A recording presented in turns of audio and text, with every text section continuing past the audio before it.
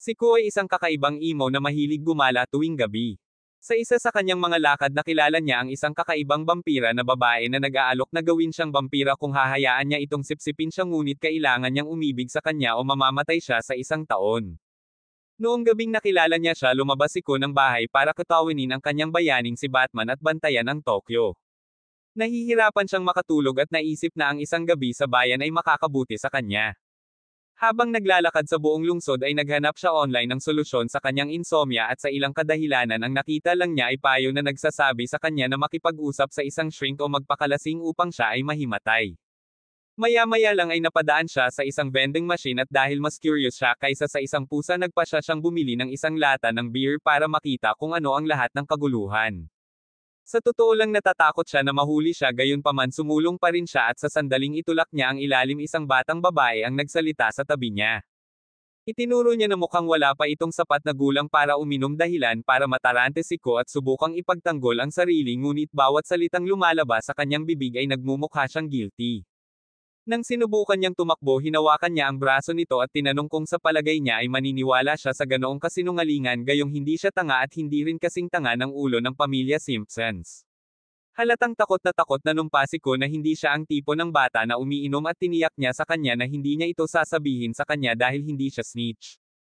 Habang sabay silang lumalayo sinabi niya sa kanya na hayaan siyang tulungan siya at ipinaliwanag na ang tanging dahilan kung bakit nahihirapan ang mga tao na matulog sa gabi ay dahil hindi sila nasisiyahan sa kung paano nila ginugugol ang kanilang araw. Upang patunayan ang kanyang punto itinuro niya ang tatlong lasing na natutulog sa isang bangko at nagkomento kung gaano sila nasisiyahan ngunit itinuro ni Ko na sila ay nahimatay lamang na lasing. Hindi pinansin ng dalaga hinarap ng dalaga ang mga lalaki na ikinagulat ni Ko. Nang magsimula na siyang maglakad palayo sinundan siya ni Ko tinanong kung kilala niya ang mga lalaki at sinagot niya na ito ang unang beses niyang makilala sila. Nagulat siya tinanong niya kung paano siya magiging casual sa mga estranghero at sinabi sa kanya na may ngiti na gabi na isang oras kung saan inilabas ng mga tao ang kanilang mga inhibitions upang makaramdam sila ng kasiyahan. At sa sandaling iyon niyaya ng dalaga si Ko na pumunta sa kanyang lugar. Nakapagtataka pumayag itong kalahating taong tulala na sumama sa kanya hindi pinapansin ang bawat lektura na binigkas sa kanya tungkol sa panganib ng estranghero. Pagdating sa kanyang apartment hiniling ng dalaga si Ko na humiga sa futon. Siyempre nag-alinlangan siya para sa lahat ng tamang dahilan at pinalala ito ng batang babae sa pamamagitan ng pagtanggal ng kanyang Amerikana na nagpapaniwala sa kanya na gusto niya ang kanyang cream. Pagkatapos ay sinubukan niyang umalis ngunit pinigilan siya nito at tiniyak sa kanya na ang lahat ng iniaalok niya ay isang lugar upang matulog. Habang nakahiga sila sa futon hindi mapanatag ang isipan ni Ko ngunit sinabihan siya ni Miss Iwon, juggle your balls na huminahon at ipikit ang kanyang mga mata. Nakikinig sa kanya ipinikit niya ang kanyang mga mata ngunit nagpanggap lamang na natutulog kaya tumigil siya sa panunood sa kanya na parang lawin. Ilang sandali pa tiningnan ng dalaga kung totoong tumawid siya sa dreamland at nang hindi siya kumibo o nag-react ngumiti siya ng masama at kinagat ang leeg niya. Nanatiling tahimik si Ko habang tinutulungan niya ang sarili sa kanyang dugo at nang matapos siya masaya niyang sinabi sa sarili na masarap ito. Sa wakas umupo si Ko at walang galang na tinanong kung ano ang ginawa niya na ikinagulat niya dahil sigurado siyang patay na siya sa mundo. Nang makitang siya ay nahuli sinubukan niyang laruin ito na para bang hinampis niya ang isang lamok na nasa leeg niya. Itinuro ni Ko na may dugo siya sa kanyang mga labi kaya siya ay naging malinis umamin na siya ay isang vampira. Kaagad tinanong ni Ko kung ang ginawa niya ay magiging vampira siya at sinabi niya sa kanya na hindi. Gayunpaman ipinaliwanag niya na para maging vampira ang isang tao kailangan nilang umibig sa isang vampira at payagan silang inumin ang kanilang dugo. Matapos ang mga salita na lumabas sa kanyang bibig nagsimula siyang makaramdam ng kahihiyan at tumangging tumingin sa kanya para sa ilang kadahilanan. Nang maglaon lumabas sila muli at pagkatapos niyang tulungan ang sarili sa isang lata ng serbesa tinanong niya kung mayroon siyang babae na gusto niya at inamin ni Ko na wala siya sinabing hindi niya gusto ang mga babae. Kaya sinabi niya sa kanya na walang masama sa pagpili ng mga sausage kaysa sa mga mangkok ng prutas. Tiniyak ni Ko na hindi iyon ang kaso kaya lumutang siya ng kaunti sa hangin at tinanong kung kumusta ang kanyang unang gabi sa labas. Habang iniisip ni Ko kung gaano kapurol at walang kabuluhan ang nangyari sinabi niya sa kanya na maaari niyang ipagpatuloy ang pagpupuyat hanggang sa makaramdam siya ng kasiyahan sa kanyang araw. Bilang tugon hiniling ni Ko sa kanya na hayaan siyang mahalin siya kaya ginawa niya itong vampira na nagsasabing ayaw niyang magpatuloy sa pamumuhay bilang isang NPC. Gulat na gulat at bahagyang napahiya sa kanyang mga sinabi niya sa kanya na ayaw niya ng supling.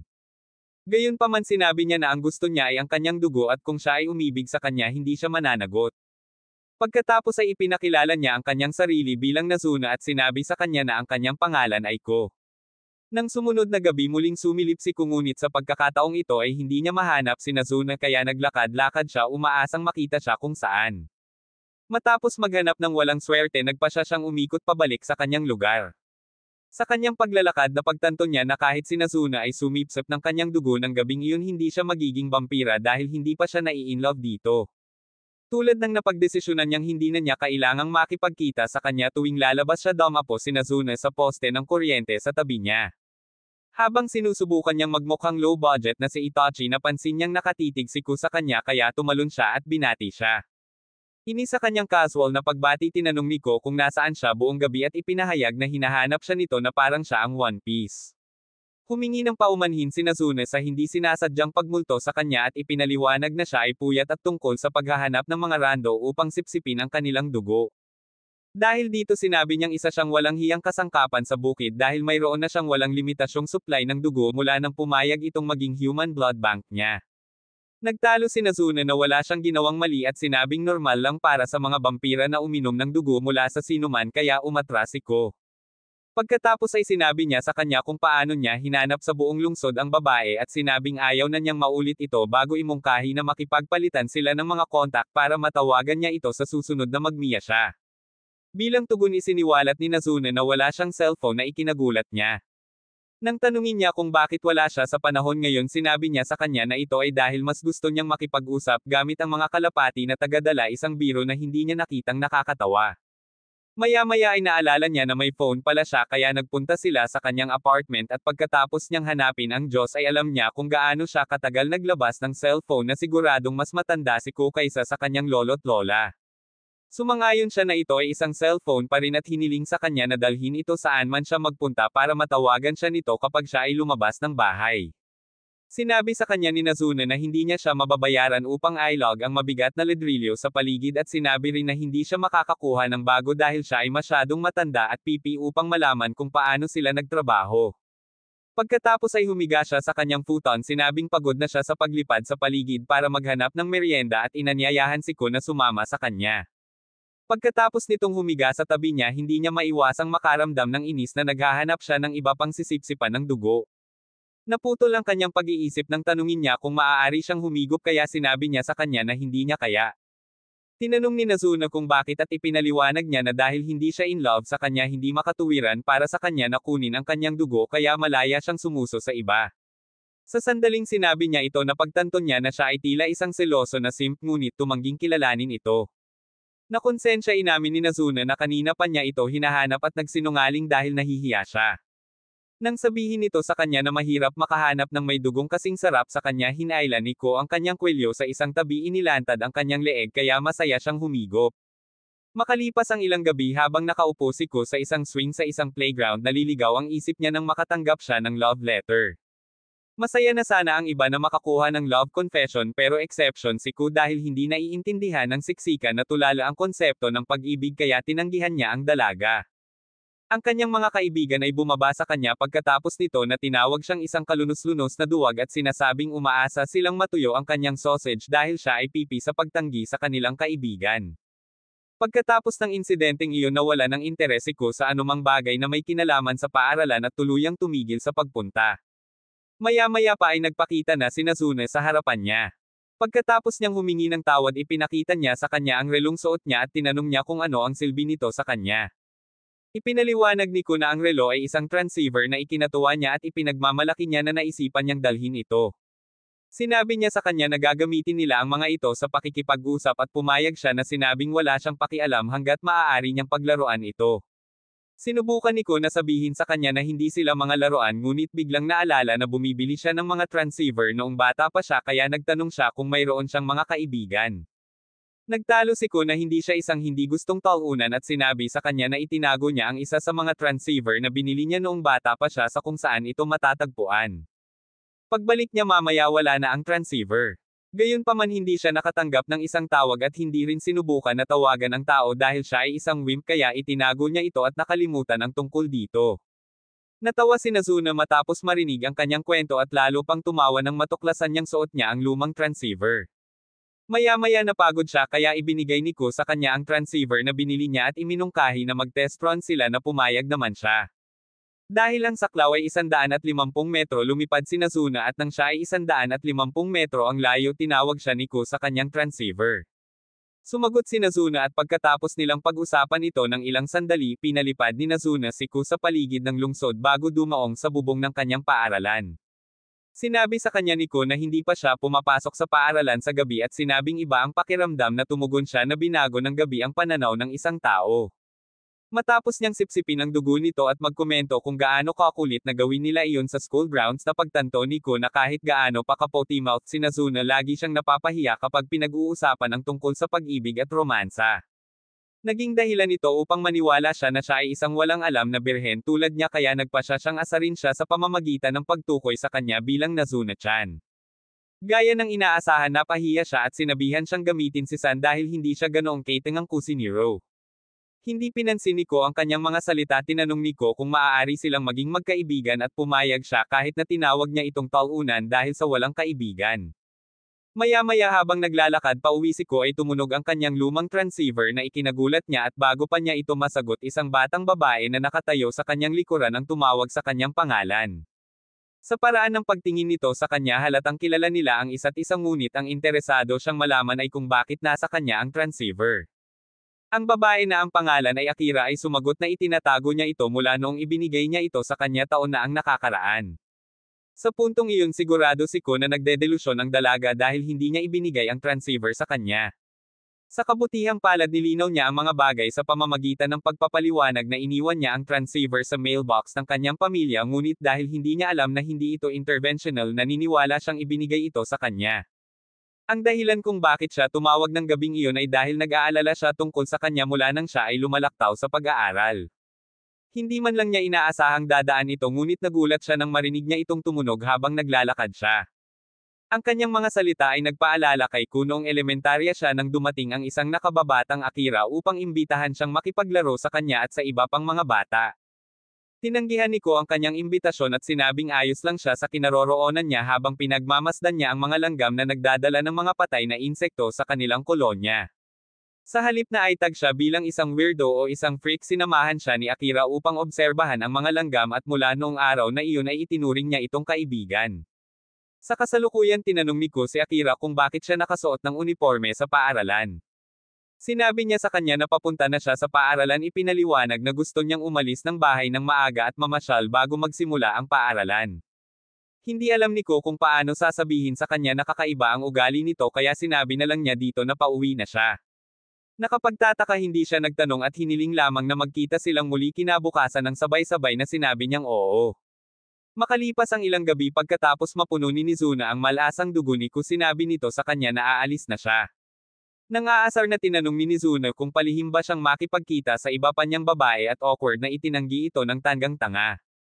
Ang kanyang tugon ay naghinala kay Nizuna ngunit wala siyang sinabi at pinayagan ng two-timing jerk na umalis. Pagdating niya humihipo siya na parang baboy na nangangailangan ng jeta ngunit tiniyak niya kay Akira na siya ay kasing fit ng isang kabayo. Pagkatapos niyang kumalma naupo ang dalawa at nag-usap ng maliliit dahil sinusubukan pa nilang buhayin ang awkward na pagkakaibigan. Habang nag-uusap sila nakita ni Ko si Nizuna na nakatingin sa kanila mula sa anino at nagsimulang magpanik nang magsimula siyang lumapit sa kanila. Ang una niyang naisip ay naasar siya sa pagsisinungaling nito subalit nagulat siya sa panunukso sa kanya at kay Akira.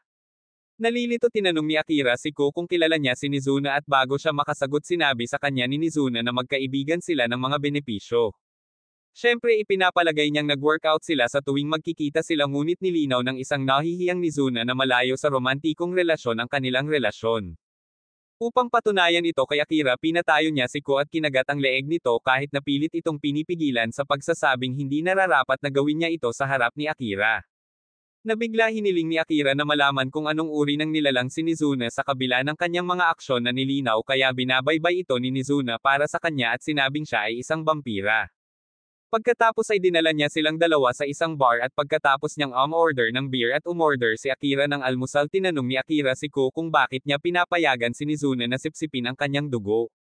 Tinanong din niya kung ang nakakabaliw na kaayusan na ito ang dahilan kung bakit hindi na siya pumapasok sa paaralan. Sinabi sa kanya ni Ko na hindi na siya pumapasok sa paaralan dahil nawalan siya ng interes dito at nakita niya ito bilang isang hindi gustong gawain.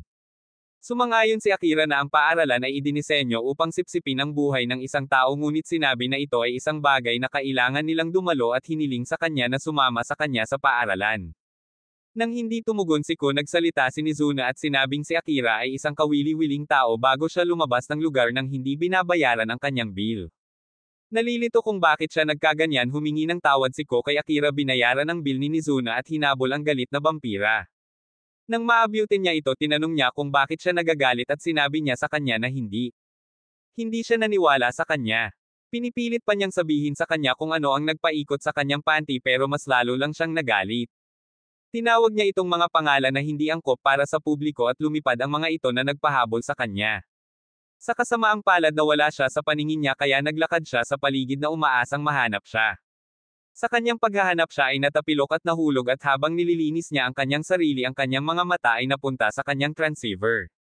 Sana nasa range siya tinawagan siya nito at pagkatapos niyang kunin humingi ito ng tawad sa kanya dahil nakipagkita siya kay Akira ng palihim dahil inakala niyang iyon ang dahilan kung bakit siya nagalit. Sumagot si Mizuna na hindi siya galit na nakipagsiksikan siya sa Melon Princess ngunit tumanggi siyang ihayag ang dahilan sa likod ng kanyang galit.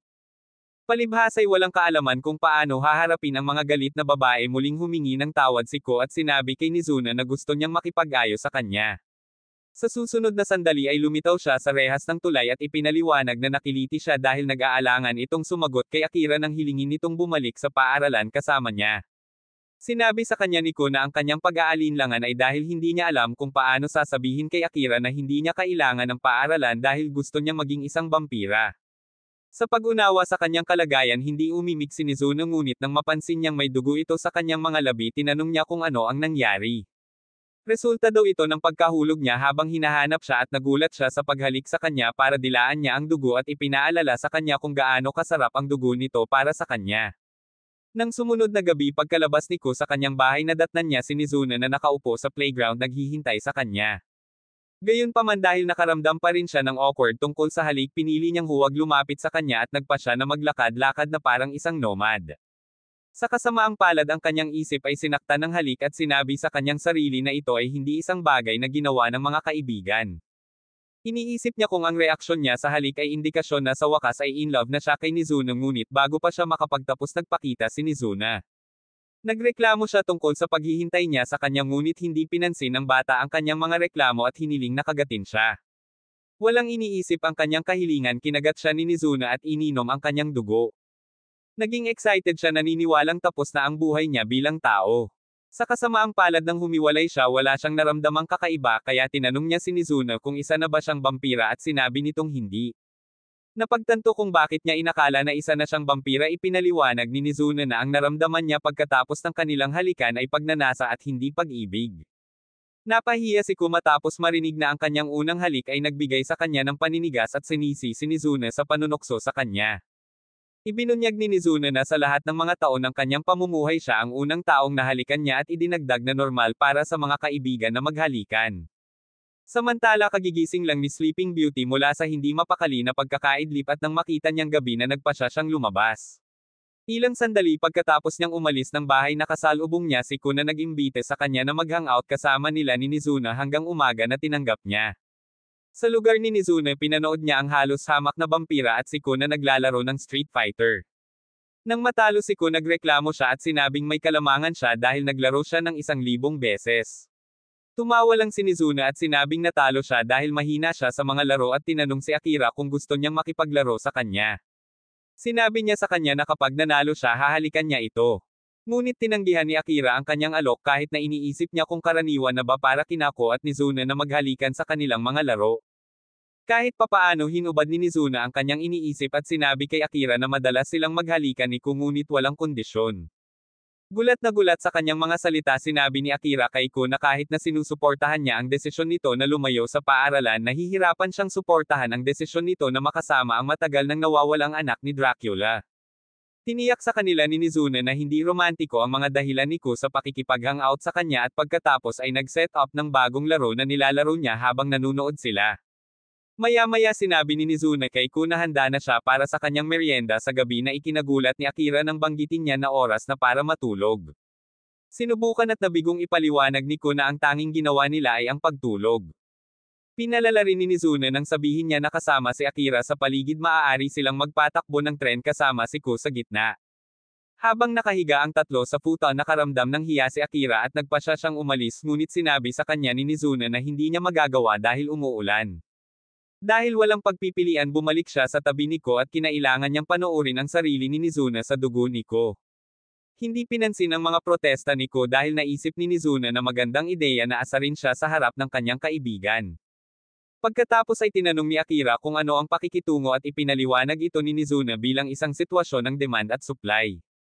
Nalilito pa rin tinanong ni Akira kung bakit pumayag si Ko na si Mizuna ay sumipsip ng kanyang dugo at wala siyang pagpipilian kundi sabihin sa kanya ang tungkol sa kanyang paghahanap na maging isang nilalang ng gabi. Nagulat sinabi ni Akira na ito ang unang pagkakataon na narinig niya itong magsalita tungkol sa kung ano ang gusto nitong gawin sa kanyang kinabukasan.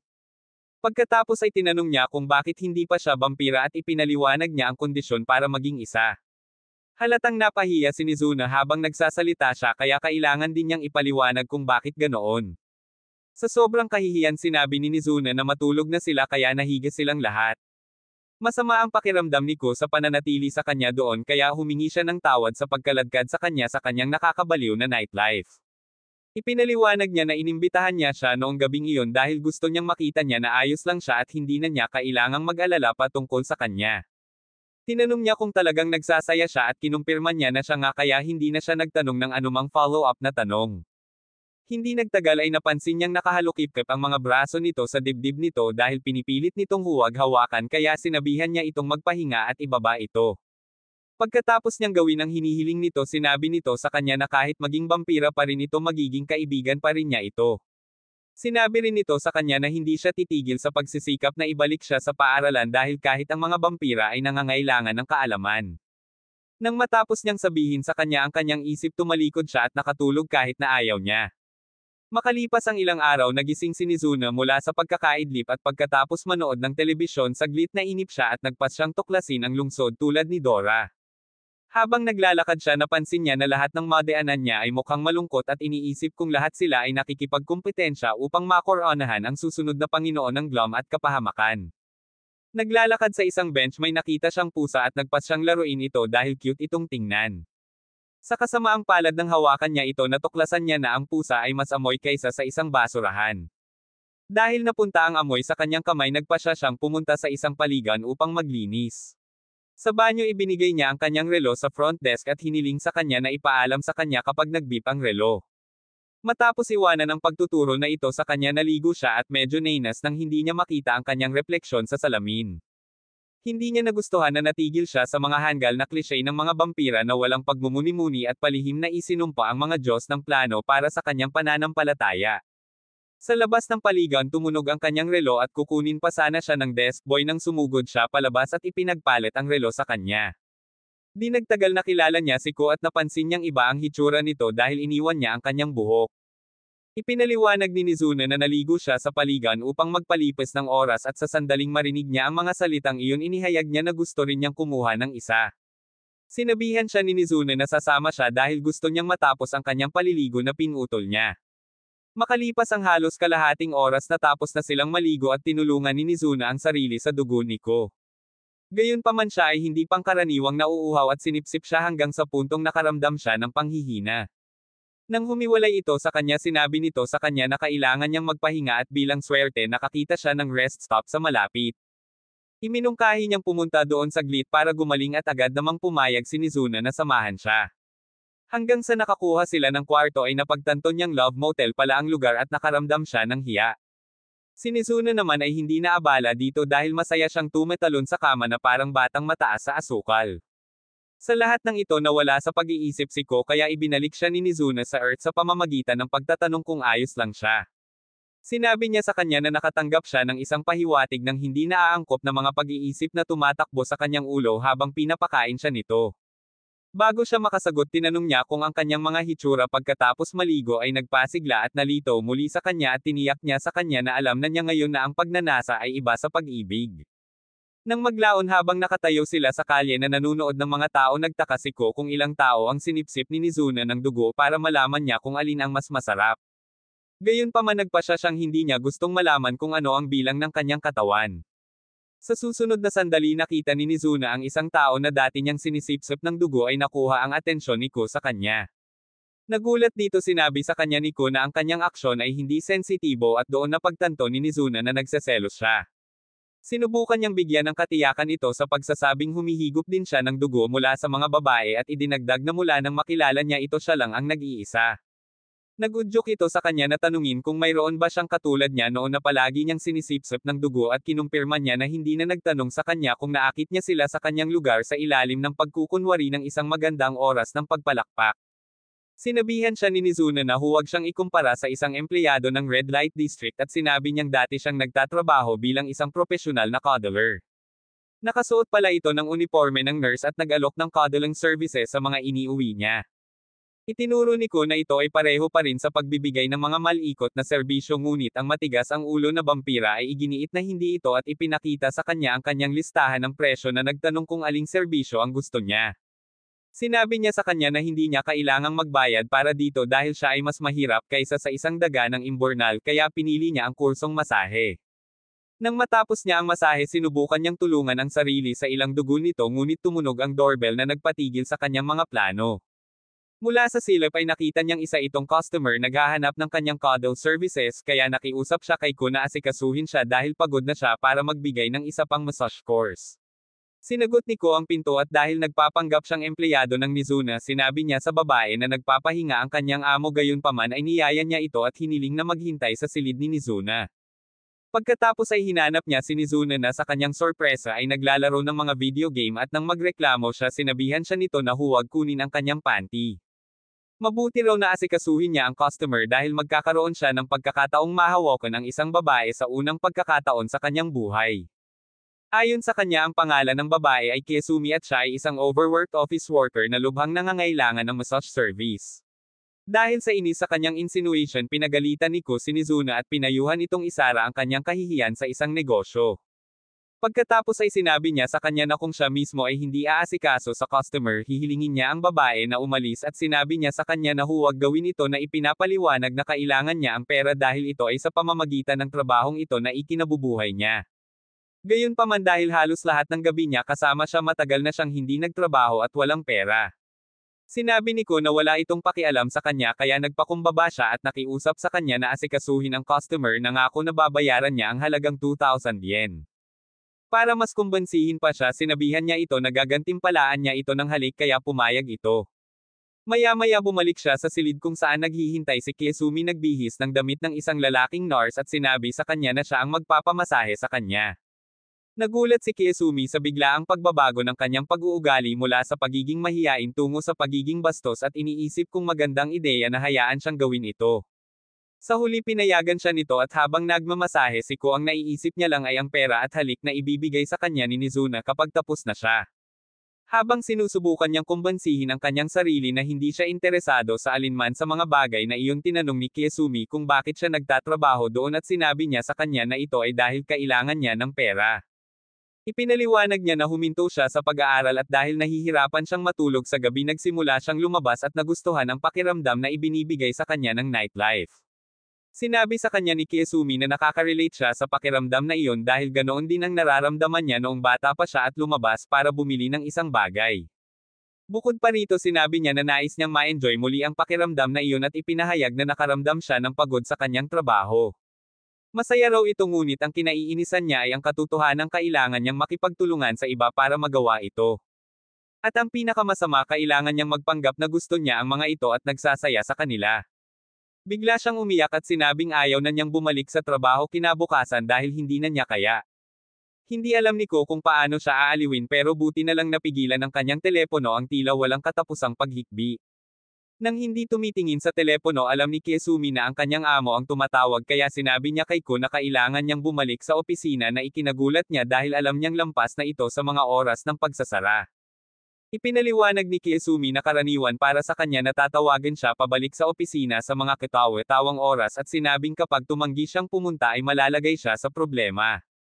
Napagtanto na kung aalis siya noon hindi siya mababayaran ng buo sinubukan ni Ko na mag-isip ng paraan para manatili si Reyeshumi. Gayunpaman nang maisip niya na siya ay isang naiinip at pagod na kaluluwa tulad niya tumayo siya sa harap ng pinto at ipinahayag na hindi siya aalis. Sinabi niya sa kanya na tatapusin niya ang kanyang pagmamasahe at matutulog ng payapa tulad ng nakatakda niyang gawin. Sinubukan ni Reyeshumi na mga tuwiran sa kanya ngunit pinutol niya ito at tinawag si Nizuna na nagmaterialize mula sa dingding na parang multo at nagtanong kung bakit niya hinaharangan ang pinto. Hindi pinansin ang pagkabigla ni Reyeshumi at ang tanong ni Nizuna sinabi ni Ko kay Nizuna na huwag payagan si Reyeshumi na bumalik sa trabaho. Tinanong ni Nizuna kung bakit ngunit sinigawan siya nito na gawin na lang ang hinihiling nito kaya sinabi nitong buksan niya ang bintana at sa sandaling iyon ay itinapon niya si Reyeshumi palabas doon. Nang bumagsak ang nalilitong babae ay iniisip niya kung mamamatay ba siya ngunit sinundan siya ni Ko at nang niyakap siya nito dumating si Nizuna at iniligtas silang dalawa. Sa lupa humingi ng tawad si Ko sa nangyari ipinaliwanag na ginawa niya ang ginawa niya dahil ayaw niyang umalis siya. Sinabi niya na kung ang isang bagay ay napakasama na ang isang tao ay umiyak dahil dito makatuwira na hindi na nila ito kailangang gawin. Bilang tugon sinabi sa kanya ni Kesumi na ang paaralan at trabaho ay dalawang magkaibang laro ng bola dahil bilang isang may sapat na gulang hindi ka basta-basta makakaalis kapag ang mga bagay ay naging mahirap o hindi na mabata. Sinubukan ni Nizuna na sabihin ang isang bagay ngunit hiniling ni Ko na huwag at pagkatapos ay ipinahayag kay Reyeshumi na gusto niyang maging isang vampira. Ipinaliwanag niya na si Nizuna ay isang vampira at sinabi niya na siya ang magiging isang vampira sa tamang panahon. Sa kanyang rant natatawa siya at sinabi kay Ko na ang kanyang dahilan sa pagiging vampira ay katangahan. Sumang-ayon si Ko na maaaring iyon ngunit sinabing hindi pa rin siya susuko sa kanyang pangarap.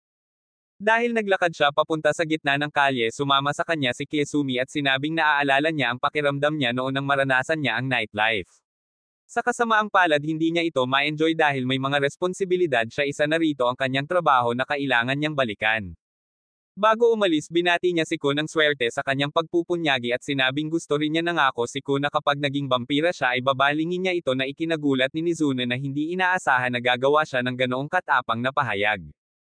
Pagkalipas ng ilang araw pumunta si Ko at Nizuna sa isang pool sa gabi at habang naghihintay sa pool para kay Nizuna nahuli ni Ko ang kanyang sarili na nakatitig sa mga babaeng naka-swimsuit at sinubukang isipin kung ano ang magiging hitsura ng swimsuit ni Nizuna.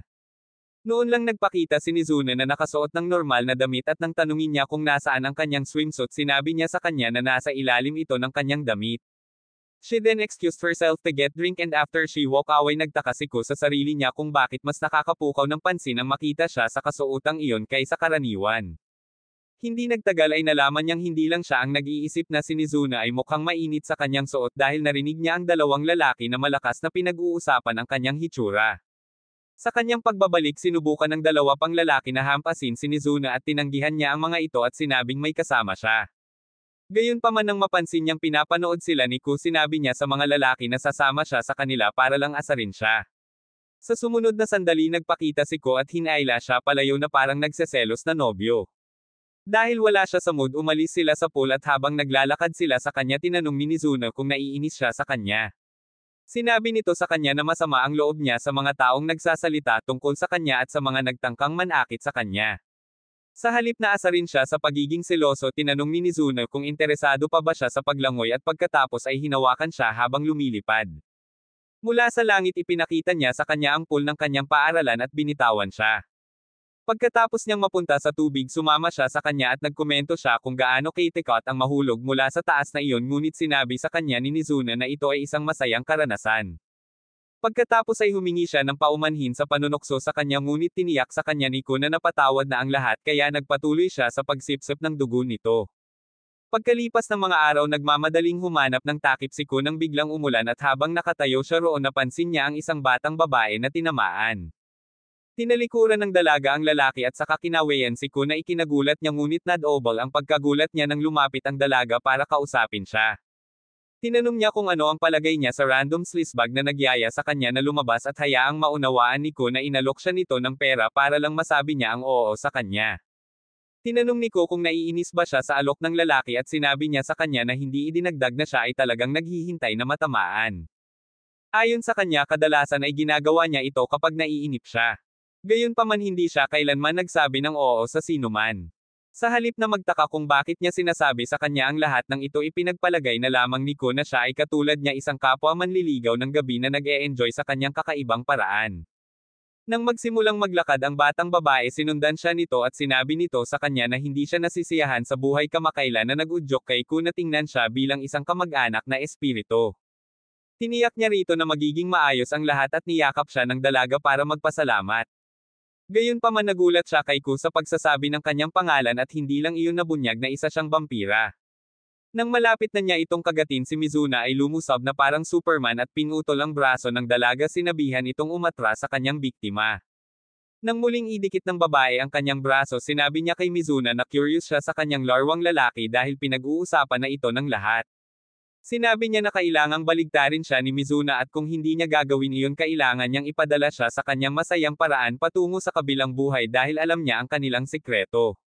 Sa susunod na sandali ay sinisingil niya si Ko ngunit nakaharang si Mizuna at habang ang dalawang babae ay nakikipaglaban dito isa pang batang babae ang nagpakita at sinunggaban si Ko. Tinawag niya si Mizuna at sinabi sa kanya na hihiramin nila ang kanyang anak at pagkatapos ay lumipad na kasama niya. Inis na sinipa ni Mizuna ang babae number 1 at hiniling na malaman kung saan dinala ng girl number 2 si Ko.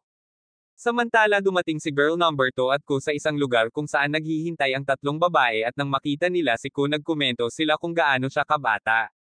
Pagkatapos ay hiniling nila kay Ko na pumili ng isa sa kanila na sinasabi na kung sino man ang mapili niya ay gagawin siyang vampira at sa ganoong paraan siya ay mabubuhay. Ang isa sa mga batang babae pagkatapos ay nagpakilala bilang Nico at ipinakilala ang iba bilang Midori Hasuka at Kabura ang isa na kumidnap sa kanya. Sinabi niya sa kanya na ang numero 1 babae ay pinangalan ng Seri at ipaalam sa kanya na kung mas gusto niya ito maaari niya itong piliin na maging kanyang seer. Ipinahayag ni Ko ang kanyang pagnanais na baligtarin si Mizuna na ikinagulat nila dahil alam nilang lahat siya ay anti-romantiko. Hindi pinansin ang sinabi niya nagsimulang magtalo sina Midori at Nico kung sino ang pinakamahusay na kandidato para ibalik si Ko.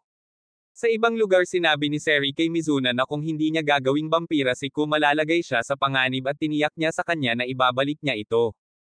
Hindi siya pinaniwalaan ni Seri at ipinagpalagay na sinabi lang niya iyon para ilayo sila kay Ko. Pagkatapos ay ipinaalam niya sa kanya na kung hindi niya ito gagawin sila mismo ang gagawa at kung hindi nila magagawa aalisin nila siya. Bumalik sa kinaroroonan ni Ko umupo si Midori sa tabi niya at tinanong kung siya ba ang type niya na sinagot niya na hindi siya ganoon. Ipinaliwanag niya na hindi niya naiintindihan ang konsepto ng damdamin kaya hindi niya lubos na matiyak kung ano ang kanyang uri. Pagkatapos ay sinabi sa kanya ng mga batang babae na kung hindi siya pipili ng isa sa kanila upang ibalik siya kailangan nilang alisin siya dahil siya ay isang potensyal na panganib. Tiniyak ni Ko sa kanila na gusto niyang lumingon at gusto niyang gawin ito ni Mizuna kaya sinubukan niyang umibig sa kanya. Sa susunod na sandali dumating si Mizuna at sinubukang umalis kasama si Ko ngunit tumanggi ang mga batang babae na palayain sila hanggang sa sinabi niya sa kanila kung paano niya nilayo na mapaibig si Ko sa kanya. Sinabi ni Kabura na maaari niyang ipusta ang lahat ng kanyang pera na walang plano si Mizuna dahil hindi pa niya sinubukang lumikha ng isang supling. Dahil gusto niyang malaman kung bakit espesyal si Ko kay Mizuna niyaya niya itong sumama sa kanya minsan. Nang marinig ito binyantaan siya ni Mizuna na itataya siya kung hindi siya lalayo sa kanyang biktima ngunit pumasok si Nico. Hiniling niya kay Mizuna na pakalmayan ang kanyang knick-knack racks at ipinaliwanag na gusto lang niyang malaman kung bakit espesyal sa kanya si Ko. Sinagot ni Ko na ito ay dahil nakita ni Mizuna na malasa ang kanyang dugo at dahil gusto niyang maging vampira na pagkasunduan nilang tulungan ang isa't isa. Sa kabila ng narinig nito sinabi ni Midori na hindi sila nagtitiwala na pananatilihin ni Mizuna ang kanyang pagtatapos sa bargain dahil tutol siya sa ideya ng paggawa ng mga supling. Tumugon si Ko sa pagkakataong ito at nilinaw na sinabi niya kay Ko na pinapayagan itong umibig sa kanya kung gugustuhin niya. Natawa si Nico dito at sinabihan ang hindi malamang na magkapareha na hindi na sila muling pakikialaman gayunpaman nagbabala sila na kung magtatagal ito gagawin nila ang kanilang paglipat. Tiniyak ni Ko sa kanila na hindi sila dapat mag-alala dahil siya ay magiging isang vampira sa lahat ng paraan na kinakailangan kahit na tumagal ito ng maraming taon. Nagulat ang mga babae sa kanyang deklarasyon at nang mapansin niya ito tinanong niya kung bakit kaya sinabi nila sa kanya na may limitasyon sa oras. Ipinaliwanag ni Nico na ang isang tao ay may isang taon mula sa unang pagkakataon na sila ay nakagat upang maging isang vampira kung hindi ay hindi na sila lilingon.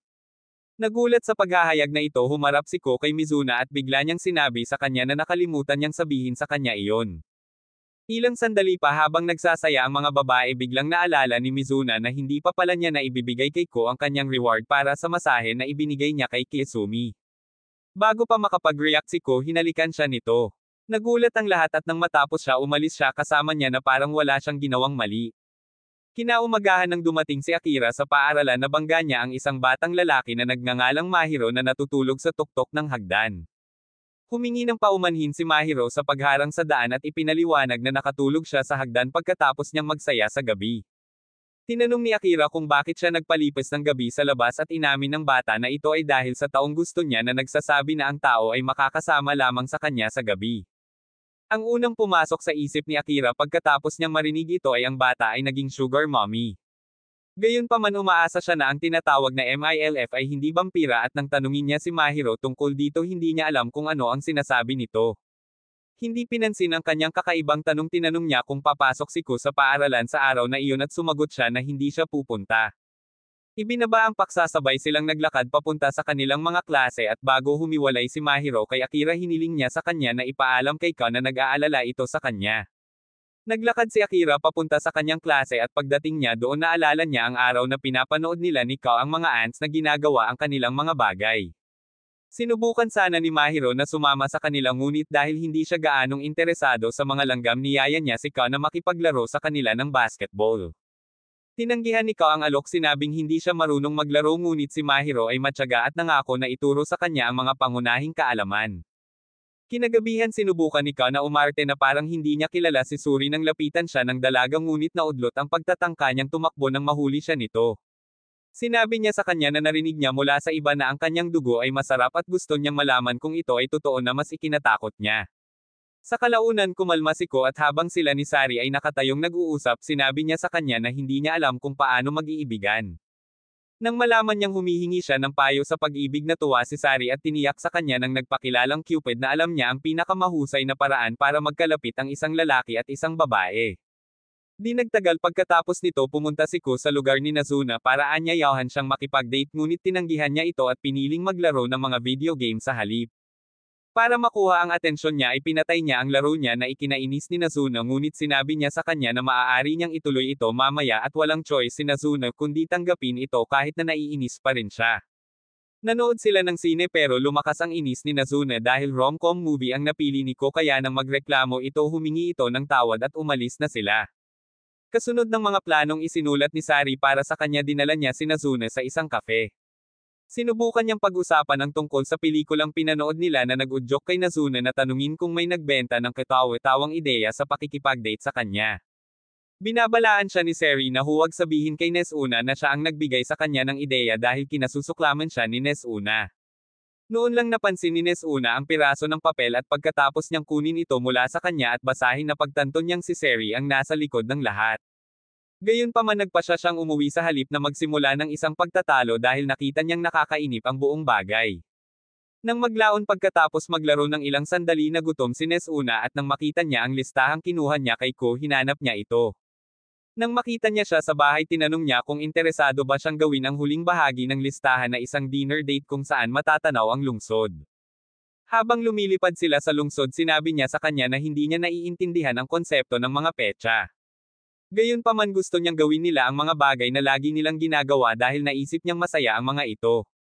Makalipas ang mga araw habang naglalakad si Ko para hanapin si Nesuna nabangga niya si Mihiro kaya pumunta sila sa playground para mag-usap. Habang nag-uusap ang dalawang lalaki nagpakita si Akira at habang nag-uusap sila ipinaalam niya kay Mihiro na ang dahilan ng paglaktaw ni Ko sa pag-aaral ay dahil niloloko niya ang isang babae. Hiniling niya kay Mihiro na makipag-usap kay Ko at kumbansihin itong bumalik sa paaralan ngunit ang tanging naitanong ni Mihiro kay Ko ay kung masaya ba siya kasama ang babae. Tulad ng pagkumpirma ni Ko na ginawa niya si Mihiro ay nakatanggap ng isang mensahe at pagkatapos basahin ito sinabi niya sa kanila na kailangan niyang umalis. Minsang sila lang may sinabi si Ko at sinabi sa kanya ni Akira na parati siyang fangirl ng BTS tuwing nandyan si Mihiro. Sumagot si Ko na kahit sino ay mag-fangirl kay Mihiro dahil siya ang perpektong huwaran. Nag-udyok ito kay Akira na alalahanin ang pag-uusap nila ni Mihiro tungkol sa crush nito ngunit nanahimik ito. Pagkatapos ay sinabi niya kay Ko na gusto niyang bumalik sa bahay at magpahinga kaya nagpaalam sila sa isa't isa at naghiwalay na sila ng landas. Isang gabi nakita ni Suri si Ko na naglalakad sa kalsada kaya sinugod niya ito para yakapin. Ngunit bago niya ito maabot lumitaw si Nizune nang wala sa oras at ipinakilala ang mukha ni Suri sa kanyang tuhod. Nabigla pinagalitan ni Ko si Nizune sa pagpunta ng full WWE superstar sa Suri. Ngunit hindi niya ito pinansin at tinanong kung sinaktan siya ni Suri. Sinabi sa kanya ni Ko na hindi niya ginawa at itinuro na hindi niya kaya dahil sa ginawa niya sa kanya ilang segundo ang nakalipas. Sinabi ni Nizune na hindi niya ito kasalanan at sinabing ang kanyang mga binti ay kumilos ng kusa dahil kinasusuklaman niya si Suri. Sa sandaling iyon tumayo si Suri at ang parehong mga batang babae ay nagsimulang maruming labanan doon walang pakialam sa anumang bagay sa sandaling iyon. Nang matapos sila sinabi ni Suri kay Nizune na hindi tulad ng kanyang pinaniniwalaan wala siyang intensyon na saktan si Ko. Ngunit hindi siya pinaniwalaan ni Nizune. Tinanong niya kung bakit gusto niyang mapalapit kay Ko at sumagot si Suri na walang masama sa pakikipagkaibigan sa isang tao. Gayunpaman pagkatapos ng muling pag-iisip sinabi niya sa kanila na gusto lang niyang guluhin si Ko at ngayon ay aalis na siya. Habang naglalakad siya palayo nakatanggap siya ng mensahe mula sa isang lalaking hindi niya pinapansin at naiinis. Tumakbo si Ko sa kanya sa sandaling iyon at tinanong kung may gusto ba siyang pag-usapan dahil naalala niyang sinabi nito sa kanya na hindi naging masaya ang mga bagay nitong huli. Sumagot si Suri na nagsisinungaling siya tungkol doon ngunit hindi siya pinaniwalaan ni Ko at nang siya ay patuloy na nagtutulak niyaya siya nito sa isang karaoke. Doon na si Suri dahil hindi siya sinamahan ni Ko na kantahin ang napili niyang kanta kaya ipinaliwanag niya na hindi siya pamilyar sa kanta. Pagkatapos ay hiniling niya sa kanya na pumili ng isang kanta kaya ginawa niya at habang kumakanta siya may nagsimulang kumatok sa kanilang pinto ng agresibo. Inakala ni Ko na maling kwarto ang napuntahan niya ngunit nang tumindi ang kalabog at sinimulang tawagin ng lalaki ang pangalan ni Suri na pagtanto niyang hindi ito isang pagkakamali. Ipinaliwanag ni Suri na ang kanyang kasikatan sa mga lalaki ay madalas na nagiging biktima ng paminsan-minsang panliligalig. Gayunpaman tiniyak niya kay Ko na ang lalaki ay walang lakas ng loob na pilitin siyang pumasok at pinatunayan ito sa pamamagitan ng pagtawag sa lalaki. Kaagad umatras siya at tinanong ni Ko si Suri kung ano ang balak niyang gawin kung magpapatuloy ang panliligalig. Sinabi niya sa kanya na madali niyang mapupuksa ang mga lalaki kung gugustuhin niya at sinabi ni Ko na ito ay mayabang sa kanya na basta-basta magsalita tungkol sa pagpatay. Nagtalo si Suri na ang mga tao ay mga mapagkunwari dahil hindi sila kailanman kumikislap kapag namatay ang isang tao ngunit laban sa pagpatay. When Ko tried to explain that she could sort things out with her stalker by talking to him pumasok yung guy sa room one look at him and Ko realized na hindi siya marison kaya sinabi ni Suri na okay lang natanggalin siya. Sinisingil niya ang lalaki ngunit hinarap siya ni Ko palabas ng silid na parang isang pro linebacker at hiniling itong tumakbo ng banta si Suri na sasaktan siya dahil sa pakikialam sa kanya. Matapos nilang matakasan ang psycho vampire tinanong ng lalaki si Ko kung sino siya kay Suri na nagparamdam kay Ko na may nararamdaman siya para kay Suri. Sa pag-asang matulungan ng lalaki hiniling niya sa kanya na sabihin sa kanya ang tungkol sa kanyang nararamdaman para kay Suri at kung paano sila nagkakilala. Sinabi ng lalaki na inimbitahan sila ni Suri na makipag-inuman sa kanya pagkatapos tulungan siyang mahanap ang kanyang baso na nawala sa kanya. Sinabi niya kay Ko na marahil ay kinausap siya ni Suri noong araw na iyon dahil sa awa gayunpaman natutuwa siya na ginawa niya iyon. Aminado siya na kahit hindi sila mag-asawa madalas niyang hinahanap-hanap ang kanyang sarili na makasama siya dahil gusto niya ang nararamdaman nito sa kanya. Hindi nagtagal ay nauwi sa paninibugho ang kanyang pananabik sa kung sino ang nakakasama niya kaya sinimulan niya itong padalhan ng mga mensahe sa lahat ng oras. Nagkukwento pa ang lalaki nang magpakita si Sari at idineklara niyang tatapusin na niya ang buhay ng lalaki pero sinabihan siya ni Ko na huwag. Nang sisingilan niya ang mga ito biglang nagpakita si Nizune at pinigilan siya. Nakikinig pala siya sa usapan nila ng transceiver. Sinubukan ni Sari na palayain siya ni Nizune sa pamamagitan ng pangakong hindi niya sasaktan si Ko ngunit tumanggi si Nizune at tinanong kung bakit niya sinubukang pumatay ng tao sa unang pagkakataon. Ibinunyag ni Sari na ito ay dahil ayaw niyang gawing supling ang lalaki idinagdag na ang gusto lang niya ay isang kaibigan na makakausap niya ngunit nahulog ang loob nito sa kanya. Habang nakikinig si Ko naiinis siya sa paghawak ni Sari sa sitwasyon. Akala niya ay makasarili ang gusto nitong wakasan ang buhay ng lalaki dahil nahulog ang loob nito sa kanya at nag-propose na ipaliwanag nito sa kanya ng maayos ang mga bagay-bagay. Kinuha ang mungkahi ni Ko, sinabi ni Sari sa lalaki na siya ay isang at ipinaliwanag na ang mga tao at mga vampira ay hindi maaaring maging magkaibigan dahil hindi ito nagtagumpay. Sinabi niya sa kanya na hindi na sila magkikita. Pero habang nagsasalita siya, umiiyak siya at inamin niyang ayaw niyang wakasan ang kanilang pagkakaibigan dahil palagi silang masaya. The guy told her that he also felt the same and asked if she would turn him into a vampire para manatiling magkaibigan sila. Habang pinapanood sila ni Ko, nagseselos siya dahil gusto rin niyang ma-in-love kay Nizuna para maging vampira siya. Tila naramdaman ni Nizuna kung ano ang iniisip niya kaya sinabi niya sa kanya na huwag mag-alala at sinabing walang masama kung dahan-dahan silang magmadali. Pagkaraan ng mga araw, hinikayat ni Midori si Nizuna na magtrabaho ng part-time sa kanyang trabaho pagkatapos magpadala ng mensahe ang kanyang katrabaho na nagsasabing hindi siya makakapunta sa trabaho.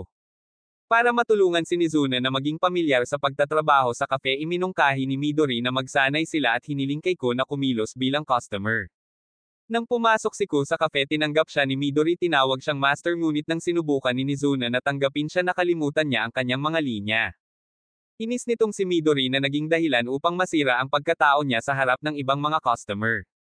Sinabi niya kay Nizuna na seryosohin ang kanyang tungkulin at huwag sirain ang mga bagay para sa kanya, ngunit si Nizuna ay pinapansin siya hanggang sa marinig niya na siya ay mababayaran para sa trabaho. Kaagad nagpasya siyang mag-buckle up at gumawa ng mas mahusay, ngunit masama pa rin siya dito. Hindi nagtagal ay iniwan siya ni Midori at pumunta sa isang customer na pakyut kaya pinuri siya ng lalaki. Isa pang maid na nagpakilalang Ariza ang kumuha ng order ni Ko at habang nag-uusap sila, ipinaalam ni Ko na nandoon lang siya dahil kay Midori. Noong una ipinapalagay niya na dahil gusto niya ito, ngunit sinabi niya sa kanya na hindi iyon ang kaso. Pagkatapos ng trabaho, natuklasan ni Midori na may kumuha at nag-post ng mga hindi naaangkop na larawan ng mga kasambahay sa social media. Nag-zoom in si Ko sa mga pictures habang nakatingin sa kanila at saka ipinaalam sa mga girls na lahat ng pictures na nakapost ay kay Ariza. Nagtataka namang tinanong ni Midori kung paano niya malalaman kung hindi nagpapakita ang mukha ng tao at sinabi niya na ito ay dahil sa paraan ng pagsusuot ni Ariza ng kanyang uniforme. Humanga sa kanyang maliit na Sherlock Holmes display, sinabi sa kanya ni Midori na kailangan niya ng tulong nito para mahuli ang salarin at pumayag ito. Nang sumunod na araw, nasa kafe si Ko at tinitingnan muli ang mga larawan kung may makikita pa siyang mga pahiwatig. Napansin niyang kinunan ang isa sa mga larawan habang nagpapalit si Arata at nagtaka kung paano ito naging posible. Sa sandaling iyon, pumasok si Arata at sinabi sa kanya na kailangan niyang magpalit kaya humingi siya ng paumanhin sa pagpasok sa kanyang espasyo at mabilis na lumabas ng silid. Sa labas, nakita niya ang isang pinto patungo sa balkonahe at natuklasan na ito ay nakalock, ngunit naniniwala pa rin na ang salarin ay nakatayo sa balkonahe upang kunin ang mga larawang iyon ng pagpapalit ni Arata. Dahil nasa pahinga si Nizuna, sumama siya sa labas at sinubukang suriin ang lugar kung posible bang umakyat sa balkonahe. Hiniling niya kay Nizuna na dalhin siya sa balkonahe at pagkatapos niyang gawin, siniyasat niya ang sakto, binuksan ni Arata ang bintana at nagulat siya nang makita silang nakatayo sa balkonahe. Ipinaliwanag ni Nizuna na iniimbestigahan nila ang kaso ng larawan at hiniling sa kanya na bumalik sa kanyang ginagawa. Pagkalabas ni Arate sa silid, kinuha na ni Ko ng mga larawan ang silid, ngunit itinuro kay Nizuna na may mali sa kanila. Pagkatapos ay nagboluntaryo si Nizuna na pumasok at tumayo roon para makuha niya ang mga litrato niya at ikumpara ang mga ito sa mga orihinal. Sa kasamaang palad, wala sa mga larawang kinuha niya ang tumugma sa orihinal kaya sinubukan niyang isipin kung ano ang nawawala sa kanya. Maya-maya may pumasok sa isip niya at hiniling niya kay Nizuna na sabihin kay Midori na magkita sila doon pagkatapos ng trabaho. Maya-maya ay pumasok si Midori na tuwang-tuwa na natagpuan ni Ko ang salarin, ngunit nang makarinig sila ng mga yabag na papalapit, hiniling niya itong magtago sa loob ng isang locker. Bago sumama kay Midori doon, sinabihan niya si Nizuna na gawin ang napag-usapan nila kanina at ilang sandali lang matapos siyang makulong kasama si Midori, narinig nila ang pagpasok ni Arata. Ipinaalam sa kanya ni Nizuna na pauwi na siya at sinabing umalis na ang iba kaya nag-iisa na lang si Arata. Noon ay ipinaliwanag ni Ko kay Midori na kung sino man ang kumukuha ng litrato kay Arate ay ginawa ito nang alam nilang nag-iisa ito kaya naisipan niyang mahuli sila. Nang sumunod na sandali ay narinig nila ang pagbukas ng bintana kaya binuksan ni Ko ang pinto ng locker at nakita niya ang paghahanda ni Arate para mag-selfie. Humingi siya ng paumanhin sa panghihimasok, ngunit tinanong niya kung bakit kinuha niya ang kanyang sarili ng mga larawan at naipost ang mga ito online. Nagtataka tinanong ni Midori kung paano ito nalaman ni Ko at ipinaliwanag niya na ito ay dahil ang mga larawan ay masyadong maganda. Ayon sa kanya kung ang layunin ay magkaroon lamang ng mga larawan ng damit na panloob ni Arata ang tao ay hindi naglaan ng kanilang oras upang makuha ang mga sandali. Bukod pa rito walang mga larawang kinunan mula sa ilalim ng kanyang palda na kakaiba dahil alam ng lahat na kadalasan ito ang unang kukunan ng larawan ng isang pipong Tom. Ang hindi lang niya maisip ay kung bakit kinukuha at pinopost ni Arata ang mga larawang iyon kaya sinabi sa kanya ni Midori na halatang hula. Sinabi niyang nagalit si Arate na ninakaw niya ang kanyang pwesto bilang numero 1 kaya gumawa siya ng kakaibang paraan para magmukhang sikat pa rin siya. Nakaramdam ng kahihiyan sa buong bagay sinabi ni Arate sa kanila na siya ay hihinto ngunit sinabi sa kanya ni Midori na hindi niya kailangan. Tinulungan niya siyang maunawaan na hindi siya ang unang taong gumawa ng ganoon at ipinaliwanag na lahat ng nagtatrabaho sa kafe ay nais ding makilala. Sa pamamagitan nito naresolbo ang isyu at pagkatapos mabayaran si Nazuna nagpasya siyang kumuha ng ilang shifts dahil nagustuhan niya ang pera. Maya-maya nagpasya si Nazuna na oras na para pagbutihin ang kalidad ng kanyang cuddle body business. Siyempre nakuha si Ko at pinaponte siya nito para hanapin ang mga bagong customer niya. Ang kanyang mga target ay mga taong mukhang pagod at sobrang trabaho at habang siya ay naglalakad sa paligid ay napansin niya ang isang babae na pumutol ng paglalarawan humihit-hit ng sigarilyo sa isang tulay na umaasang aibag siya bilang isang bagong customer. Nilapitan niya ito at tinanong kung gusto niyang makipag-chat saglit na sinabi niya na oo. Nagpunta sila sa isang coffee shop at habang nandoon sinabi sa kanya ni Ko na hindi niya ito nilapitan para subukang iris siya. Ipinaliwanag niya na nagtrabaho siya ng part-time sa isang establishmento na nag-aalok ng mga cuddling services sa mga pagod na tao. Nang marinig ito sinabi sa kanya ng babae na sa ilalim ng mga batas sa paggawa ay labag sa batas para sa isang kaedad niya na magtrabaho ng gabi at sinabi niyang isusumbong niya ang kanyang amo dahil sa paglabag sa batas. Agad na nagpanik si Ko ngunit inamin ng babae na nagbibiro siya at pinayuhan siyang mag-ingat sa kanyang lalapitin. Hindi rin daw siya nag-e-enjoy sa yakap kaya sinabi nito sa kanya ang tungkol sa massage course na nagpapukaw sa kanyang interes. Ibinigay niya kay Ko ang kanyang business card at mula rito nalaman niyang Angko ang pangalan niya at isa siyang private detective. Nangisda para sa impormasyon tinanong niya si Ko kung pamilyar siya sa isang taong nagngangalang Akihito Okiyama at ipinakita sa kanya ang isang larawan upang i-jogging ang kanyang memorya. Nakilala agad ni Ko ang taong iyon bilang bagong supling ni Siri. Gayunpaman sinabi niya kay Angko na hindi niya siya kilala. Sa kasamaang palad para sa kanya napansin ng babae na medyo kinakabahan siya kaya hinaila siya nito patungo sa kanya at tinanong kung hindi niya talaga kilala si Akihito.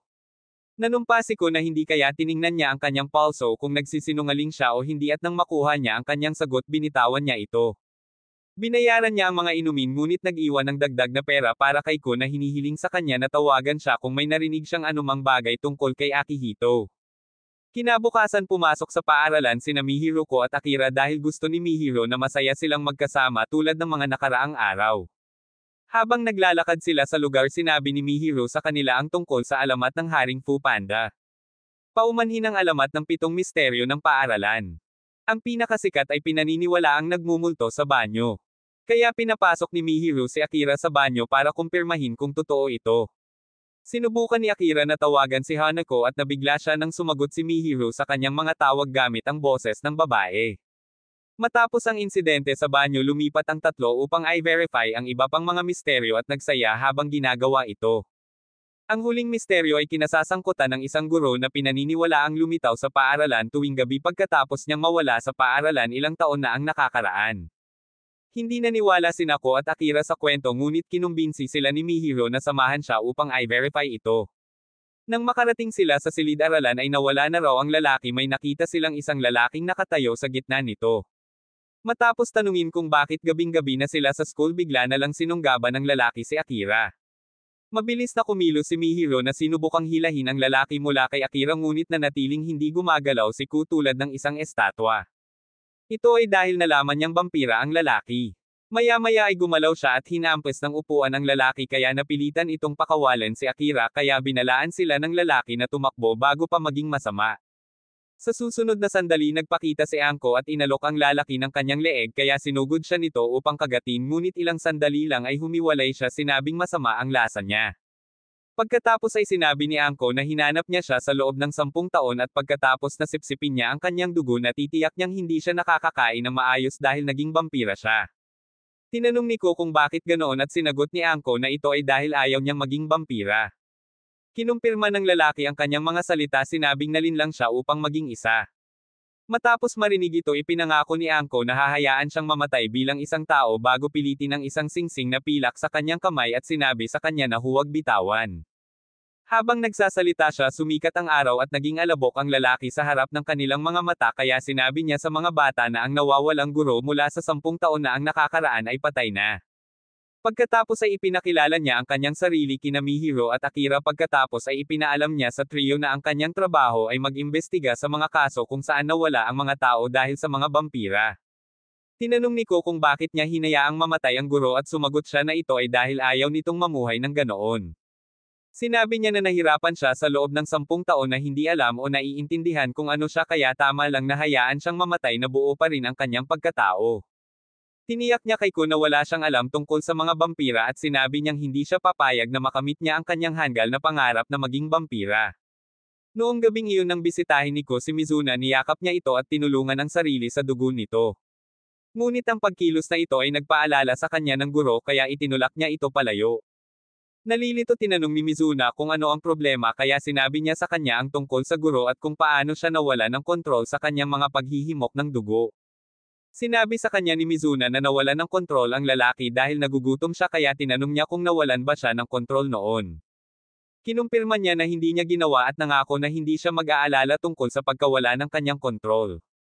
Para maalis sa isip niya ang mga bagay-bagay, iminungkahi ni Mizuna na maglakad-lakad sila at habang ginagawa nila sinabi niya sa kanya na nakarinig siya ng mga kwento ng mga vampira na natural na namamatay pagkatapos ng 10 taon kung hindi sila umiinom ng dugo. Pagkatapos ay sinabi sa kanya ni Ko ang tungkol sa pangako ni Angko na pigilan siya sa pagiging vampira at sinabi na ang ikinabahala niya ay ang katotohanan na ang babae ay marunong pumatay ng mga vampira. Ito ang naglagay kay Mizuna sa panganib at ayaw niyang may mangyari sa kanya dahil sa kanya. Humingi siya ng paumanhin dahil sa pagtulak sa kanya kanina. Sinabi na ang insidente ay nagpakita sa kanya kung gaano kadelikado ang mga vampira. Nang maglaon nang makilala niya si Mahiro, tinanong ng bata kung bakit gusto niyang maging vampira at iyon ang nagpaisip sa kanya. Iniisip niya kung nilinlang niya ang kanyang sarili sa paniniwalang ang pagiging vampira ay nangangahulugan na siya ay tunay na malaya. Nagambala siya mula sa kanyang mga iniisip ni Mahiro na nagtanong kung linlangin din ba niya ang mga tao at sipsipin ang kanilang dugo sa parehong paraan ng vampirang nanlinlang sa guro o kung tatanggi siyang uminom ng dugo at tuluyang mawala ng kontrol. Nang hindi siya sumagot, hiniling sa kanya ni Mahiro na pag-isipang mabuti ang kanyang desisyon at siguraduhing iyon ang gusto niya. Nang bumalik siya kay Mizuna, niyakap niya ito at nakiusap na sabihin sa kanya kung ano ang iniisip niya sa sandaling iyon, ngunit hindi niya ginawa. Sa halip, hiniling niya sa kanya na dalhin siya sa kanyang lugar at pagdating nila, ang unang bagay na ginawa ng maruming pag-iisip na vampira ay ang paghahanap sa kanyang silid para sa mga pang-adultong magazine. Nang sumuko siya sa paghahanap, umupo siya sa kama at tinanong kung nasaan ang kanyang mga magulang, kaya ipinaliwanag niya na ang kanyang ina ay nasa trabaho habang ang kanyang ama ay hindi pa nakakatapak sa bahay mula nang maghiwalay sila. Nasiyahan sa sagot, tinanong niya kung muling isasaalang-alang niya ang kanyang desisyon na maging isang vampira dahil malinaw sa kanyang pag-uugali na siya ay may pagdududa. Sinagot ni Ko na tinanong ni Mahiro kung bakit gusto niyang maging vampira at pagkatapos mag-isip tungkol dito ay napagtanto niya na ito ay dahil gusto niya ang gabi. Gayunpaman, nalaman niya na maaari ring mapanganib ang gabi at ayaw niyang gumawa ng anumang bagay na makakasakit sa kanyang mga kaibigan sa katagalan. He tried playing it cool by saying na nalilibang na siya sa kanya bilang tao, pero nang banggitin niya na hindi siya nagmamadaling gawing vampira, siya napansin niyang iba ang ekspresyon ni Mizuna. Pagkatapos ay tinanong niya kung bakit mahal niya ang gabi at sinagot niya na ito ay dahil sa kalayaang inaalok nito. Sumang-ayon si Mizuna sa kanyang dahilan, ngunit sinabi na ito ay dahil ito ay naiiba sa kanyang pang-araw-araw na buhay at tinanong kung naramdaman pa rin niya ang parehong kilig na naramdaman niya sa kanyang unang gabi. Tinanong niya ito dahil gusto niyang maunawaan niya na hindi lahat ay tumatagal magpakailanman at sa isang punto ang isang bagay na hindi karaniwan ay magiging boring. Sa madaling salita, kung pipiliin niya maging vampira ay mag-asawa siya sa pamumuhay dahil mawawala ang kilig nito. Gamit ang kanyang sarili bilang halimbawa, sinabi niya sa kanya na ilang dekada na ang nakalipas mula nang maging vampira siya at nainas na siya rito. Tinanong ni Ko kung bakit ang mga nakakatuwang bahagi lang ang ipinakita nito sa kanya at ang sagot niya ay dahil iyon ang gusto niyang maging. Pagkaalis ni Mizuna, tinawagan ni Ko si Angko at nang magkita sila tinanong niya kung bakit tutol ito sa pagiging vampira nito. Sinagot niya na ito ay dahil ang mga vampira ay masama at hindi dapat umiral sa isang mundo kung saan ang mga tao ay nagdudulot na ng pinsala sa isa't isa. Pagkatapos ay tinanong niya kung okay lang ba siyang uminom ng dugo pagkatapos niya maging vampira kaya hindi siya nakaimik. Nang makita niya ito sinabi niya sa kanya na hindi niya akalain na magiging vampira ito dahil sa pagmamasid niya sa kanya wala itong romantikong pagpupursage. Sinabi sa kanya ni Anko na mayroon lamang siyang dalawang pagpipilian manatiling isang tao at mapatay ng iba pang mga vampira dahil alam niya ang kanilang sikreto o maging isang vampira at mamatay sa kanyang mga kamay. Sinabi niya sa kanya na kung pipiliin niya ang unang opsyon paprotektahan niya siya mula sa mga vampira ngunit nangatuwiran si Ko na hindi lahat ng vampira ay masama. Tinanggap ito bilang kanyang sagot tinawagan niya ang mga pulis at iniulat na napansin niya ang isang batang lalaki na naglalakad sa gabi at sinabing nag-aalala siya para sa kanyang kaligtasan. Nang ibaba niya ang telepono pinayuhan niya si Ko na tumakbo pa uwi at iyon ang ginawa niya. Habang tumatakbo siya naiinis siya na hindi niya ito naitanong tungkol sa kung paano niya pinatay ang mga vampira kung paano niya nalaman ang mga ito noong una o kung bakit ang lasa ng kanyang dugo. Napahinto lamang si Ko sa pagtakbo nang marinig ang tunog ng mga sirena ng pulis at nakita niya ang mga sasakyan. Sa takot tumakbo siya para magtago sa playground at habang sinusubukan niyang malaman kung pupunta siya sa lugar ni Nazuna nahanap siya ni Hazuka. Dinala niya si Ko sa kanyang pwesto at pagdating nila tatlong excited na matanda ang sumugod para salubungin siya na ikinagulat ni Ko. Pinaalis sila ni Hatsuka sinabing may bisita siya at nang maligo umupo si Ko sa sala iniisip kung ang tatlong taong nakita niya ay mga supling niya. Sinubukan din niyang alamin kung anong klaseng vampira siya dahil kumpara sa iba pang nakilala niya parang iba si Hatsuka. Naputol ang kanyang pag-iisip ni Hatsuka na humiling sa kanya na magdala ng tuwalya dahil nakalimutan niyang magdala ng tuwalya. Nagulat si Ko nang makitang nakahubad si Hatsuka dahil all this while naniniwala siyang babae siya. Pagkatapos magbihis ni Hatsuka sinabi niya kay Ko na ipagpalagay niyang sinabi sa kanya ni Nazuna ang tungkol sa kanyang tunay na pagkakakilanlan at ipinaliwanag ni Ko na si Nazuna ay isang airhead na laging nakakalimutan ang mahahalagang detalye. Samantala nakipagkita si Nazuna kina Nico Midori at Seri para kausapin sila tungkol kay Ko. Hiniling niya na iwanan nila siya na nagsasabi na kahit na hindi siya naging vampira karapat dapat pa rin siyang mabuhay. Nang marinig ito binasag ni Nico ang mesa at sinabi kay Nazuna na halatang handa siyang harapin ang mga kahihinatnan ngunit ito ay walang kabuluhan dahil hindi sila pinapayagang magpatayan sa isa't isa. Sinabi niya na ang tanging paraan upang makaganti ay ang alisin si Ko ngunit sinabi ni Nazuna sa kanya na kung gagawin niya iyon siya mismo ang magpapadala sa kanya kay Hades. Pinaalalahanan siya ni Nico na humihingi siya ng pabor sa kanila kaya makabubuti na huwag siyang magbanta. Tinanong niya si Nazuna kung ano si Ko sa kanya at tinanong kung bakit kakaiba siya sa ibang mga tao kung saan siya kumuha ng dugo. Bumalik sa apartment ni Hatsuka sinabi sa kanya ni Ko na hindi siya sigurado na gusto niyang maging isang vampira na ikinagulat ng batang lalaki na nag-uugat sa kanya. Ipinaliwanag ni Ko na ang kanyang pag-aalinlangan ay dahil sa nasaksihan niyang ginagawa ni Anko sa vampirang nawala ng kontrol at sa mga sinabi sa kanya ng vampire hunter. Ipinaliwanag ni Hatsuka na marami ang hindi alam ng mga vampira tungkol sa kanilang sarili dahil ang karamihan sa alam nila ay nagkataon lamang. Hindi rin daw nila alam kung bakit masarap ang lasa ng dugo ng iba habang ang iba naman ay masama. Gayunpaman gusto niyang malaman kung ang lasa ng dugo ni Ko ay kasing sarap ng sinabi ni Nazuna. Nang lumipat siya para kumagat natakot si Cop kaya sinabihan niya itong magpanggap na babae siya at payagan siyang sumipsip ng kanyang dugo. Sa kasamaang palad lalo pang nabigla si Ko at tinanong niya kung bakit parang babae ang suot ni Hatsuka. Sinabi ni Hatsuka na ito ay dahil siya ay mukhang maganda sa ganoong paraan at idinagdag na ang parehong mga lalaki at babae ay karaniwang naaakit sa kanya. Nagtataka tinanong ni Ko si Hatsuka kung nakaramdam ba siya ng conflict bago siya naging vampira ngunit hindi nakasagot ang bata dahil nagbip ang kanyang telepono. Hinugot iyon mula sa kanyang bulsa nakita niyang isang mensahe iyon na may larawan ng mesang nabasag ni Nico. Ipinakita niya ito kay Ko at tinanong kung naiintindihan niya ang mga kahihinatnan ng hindi pagiging vampira na sinabi niyang oo. Sinabi sa kanya ni Hatsuka na walang mahigpit na tuntunin na nagsasaad na kailangan niyang mamatay gayunpaman may mga kahihinatnan para sa kanya at kay Nazuna kung mananatili siyang tao. Sa kasamaang palad mas magdurusa si Nazuna kaya iminungkahi niya na maging supling niya si Ko upang maligtas si Nazuna ngunit tinanggihan ni Ko ang kanyang alok. Ipinaalala sa kanya ni Hatsuka na nagalit si Nico at tinanong kung handa ba siyang harapin ang mga kahihinatnan. Inamin ni Ko na hindi siya ngunit sinabi niyang aalamin niya ito dahil ayaw niyang mainip si Nazuna. Pagkatapos ay umalis siya sa kinaroroonan ni Nazuna ngunit pagdating niya ay ipinaalam sa kanya ni Nico na nakaalis na si Nazuna na nagpagaan sa kanyang pakiramdam. Nang makita ang reaksyon nito sinabihan siya ni Nico na huwag maging ganoon dahil nagdududa siya na makakausap siya ni Nazuna saglit. Sinubukan ni Nico na umalis at hanapin si Nazuna ngunit sinabihan siya ni Nico na huwag mag-abala dahil ayaw siyang makita ni Nazuna.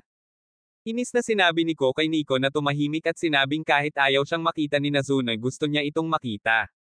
Sa kanyang pagpunta sa Nazuna nakasalubong niya ang mga pulis at kinailangan niyang tumalon sa tulay upang maiwasang mahuli ng mga ito. Samantala huminto si Nazuna sa isang vending machine para bumili ng bus para maalis niya ang mga kaisipang bumabagabag sa kanyang isipan. Nang matagpuan siya ni Nico tinanong niya kung okay lang siya at tiniyak niya sa kanya na okay lang siya ngunit tumalikod na para lumayo. Para manatili siya doon sinabi sa kanya ni Nico na hanggang sa nakilala niya siya nabubuhay siya ng boring na buhay at tinanong niya kung ganoon din ba ang nararamdaman niya kung saan siya tumugon sa ginawa niya. Tuwang-tuwang hinawakan ni Nico si Nazuna at nangako na gagawin niya ang lahat para masigurado na hindi na siya mag-asawa pa. Nang hindi nag-iisip hiniling niya sa kanya na manatili sa kanya at nang mamula siya humingi siya ng tawad sa pagiging mapusok at humiwalay.